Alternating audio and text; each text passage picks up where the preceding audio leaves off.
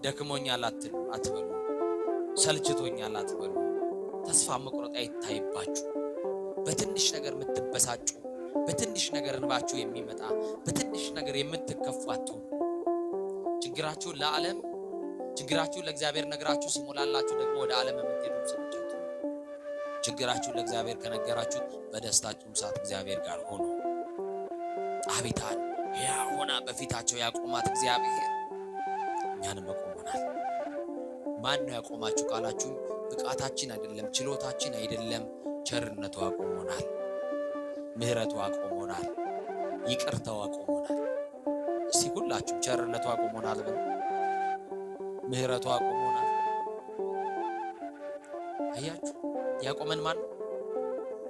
የእግዚአብሔር ቸርነት ያቆመን፣ የእግዚአብሔር ምህረት ያቆመን፣ የእግዚአብሔር ፍቅር፣ የእግዚአብሔር ደግነት ነውና በደግነቱ የቆማችሁ በምህረቱ የተደገፋችሁ ጠላት አይጥላችሁ፣ የሚወረወረውም አይመታችሁ፣ የሚገፋችሁም አይጥላችሁምና በማይጥለው በእግዚአብሔር እጅ ላይ ብቻ ተደገፉ።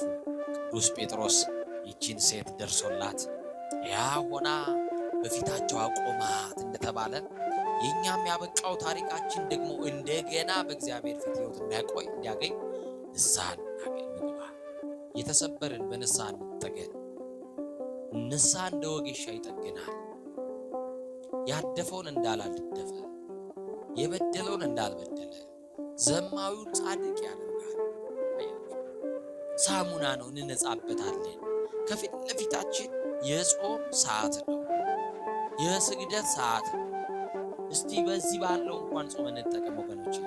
መኝታችሁን ተውት፣ ከአልጋ ውረዱ፣ እንውረድ፣ ራሳችንን እናውረድ። እውነት የለውላችሁ ግድ የላችሁ መሸታ ቤቱን ተውት።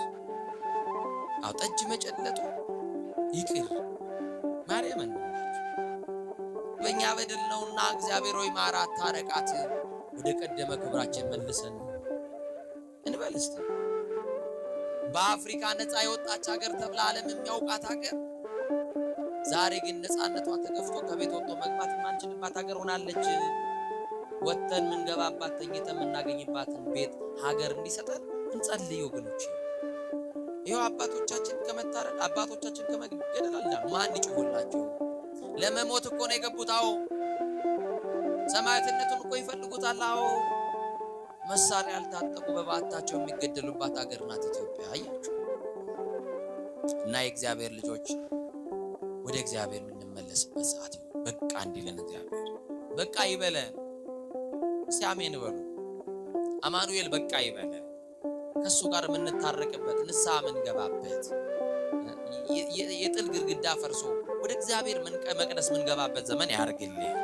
እና አብይ ጾም ደግሞ ሰፊ ጉባኤ በዚህ ካቴድራል ተዘጋጅቶላችኋል። ሰማችሁኝ አይደል?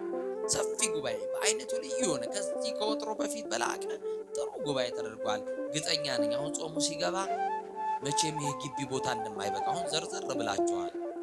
ያው ሐሙስ ናት ያላችሁን ቀን እንጠቀም ብላችሁ እንደሆነ አውቃለሁ። ኢትዮጵያዊ በጣም እንዳንበሳ ምን እንደሚወድ ታውቃላችሁ። አሁን ፋይል እንል ነው እንግዲህ።